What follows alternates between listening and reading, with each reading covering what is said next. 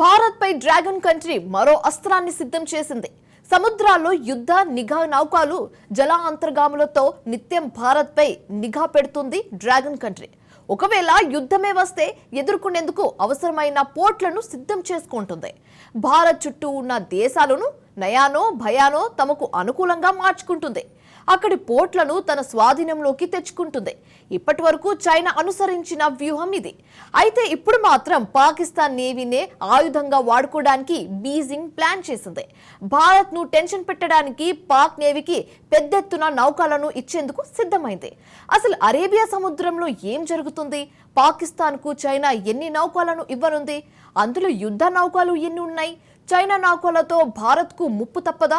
Watch the story. Pakistan ను China ఆయుధంగా మారుస్తుందా? భారత్ పై Pak నేవీని dragon గురిపెడుతోందా? మహాసముద్రాల్లో ఎలాంటి ప్లాన్లను ఢిల్లీ వేస్తోంది? పొరుగు దేశం పాకిస్తాన్ నుంచి భారత్ కు ముప్పు ఇంకా తొలగలేదు. ఈసారి పాకిస్తాన్ మిలిటరీ నుంచి భారత్ కొత్త సవాల్ను ఎదుర్కొంటోంది.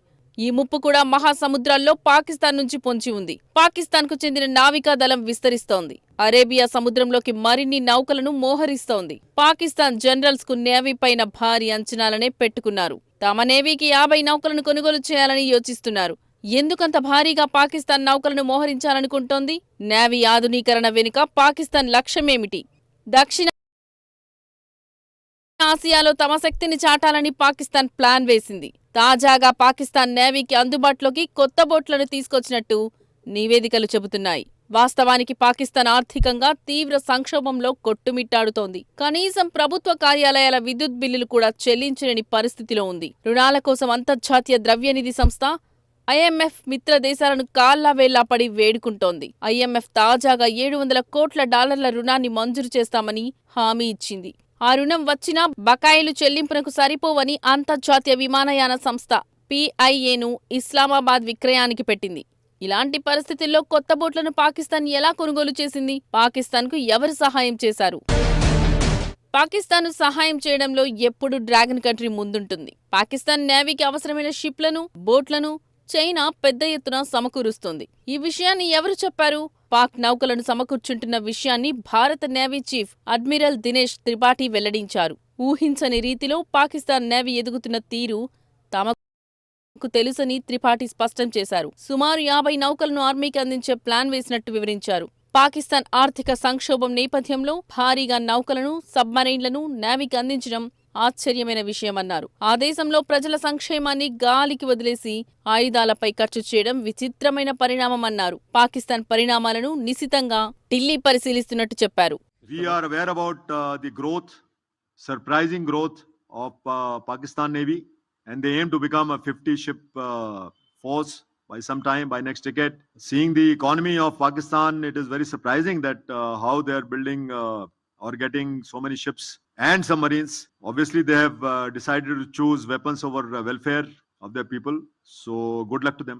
ప్రజల కంటే ఆయుధాలే ముఖ్యమని పాకిస్తాన్ భావిస్తున్నట్టు స్పష్టంగా తెలుస్తోంది. పాకిస్తాన్ నేవీ విస్తరణకు వద్దాం. ఇది ఎలా మొదలైందో చూద్దాం. పాకిస్తాన్ నేవీ విస్తరణకు 2015లో పునాది రాయి వేశారు. అప్పట్లో పాకిస్తాన్ ప్రధానిగా నవాజ్ షరీఫ్ ఉన్నారు. చైనాతో పాకిస్తాన్ నేవీ విస్తరణకు అప్పట్లో నవాజ్ షరీఫ్ ఒప్పందం కుదుర్చుకున్నారు. ఈ డీల్లో భాగంగా 8 సబ్మరైన్లను చైనా నుంచి పాకిస్తాన్ కొనుగోలు చేసింది.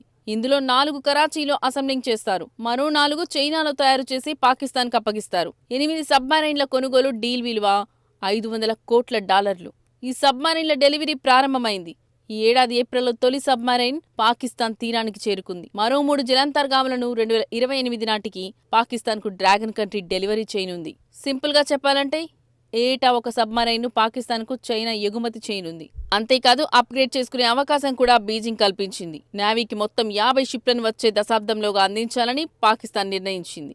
అయితే మొత్తం 50 నౌకల్లో 20 యుద్ధ నౌకలు ఉన్నాయి. వీటిలో ఎక్కువగా చైనా నుంచి పాకిస్తాన్ దిగుమతి చేసుకుంటోంది. చైనాతో పాటు 2 ఇతర దేశాలు కూడా నౌకలను పాకిస్తాన్కి ఇవ్వనున్నాయి.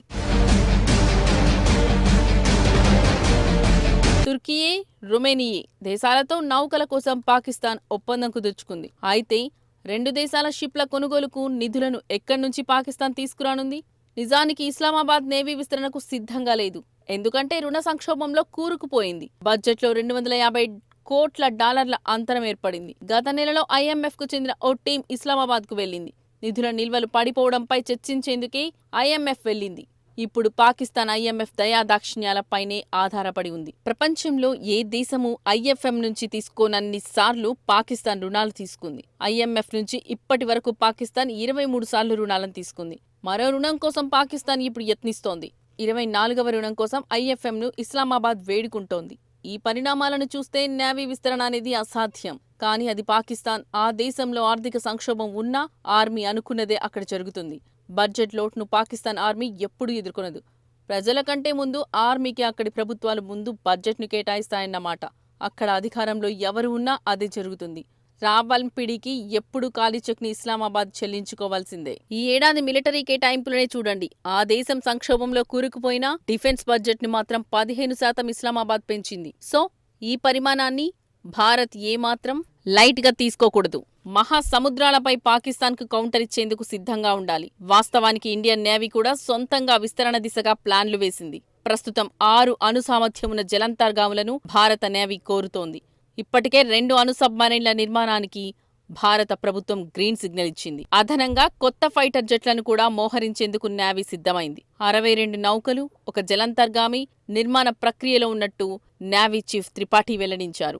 భారత నేవీకి మరో 31 నౌకలు, జలాంతర్గాములు అవసరమని స్పష్టం చేశారు. 62 ships and 1 submarine is under construction in various DPSUs, PSUs and private shipyards in the country. And there is an acceptance of necessity for 31 more ships and submarines. రానున్న రోజుల్లో మహాసముద్రాలపై భారత్కు ప్రధాన సవాళ్లు ఎదురుకానున్నాయి. ఈ ముప్పు కొంతకాలంగా పెరుగుతోంది. భారత్ చుట్టూ ఉన్న పోర్ట్లను తన సొంతం చేసుకునే దిశగా చైనా అడుగులు వేస్తోంది. భారత సరిహద్దుల్లోని జలాల్లోకి చైనా షిప్లు, సబ్మరైన్లను, నిఘా నౌకలను చొరబడుతున్నాయి. ఇప్పుడు బీజింగ్ మరో అడుగు ముందుకు వేసింది. ఇండియాకు వ్యతిరేకంగా పాకిస్తాన్కు ఆయుధాలను ఇచ్చి ఆ దేశాన్ని బలోపేతం చేస్తోంది. చైనా వ్యూహం చాలా స్పష్టంగా ఉంది. భారత్ను 2 వైపుల నుంచి సముద్రంలో ఒత్తిడి చేసేందుకు యత్నిస్తోంది. మహాసముద్రాల్లో పెరుగుతున్న ముప్పుకు కౌంటర్గా భారత్ నేవీని ఆధునీకరించడం అత్యవసరంగా మారింది.